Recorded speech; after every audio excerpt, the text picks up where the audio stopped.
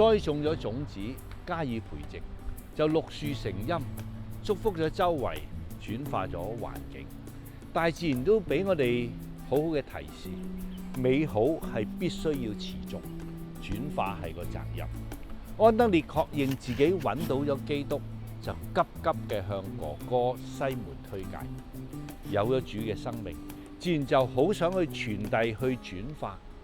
福音當中我哋得到新嘅生命，享受咗牧養培育，自然好想渴望去傳遞關愛、轉化周圍嘅人。2026年3月7日係伯特利修院嘅召命日，主題係栽種、建立、轉化。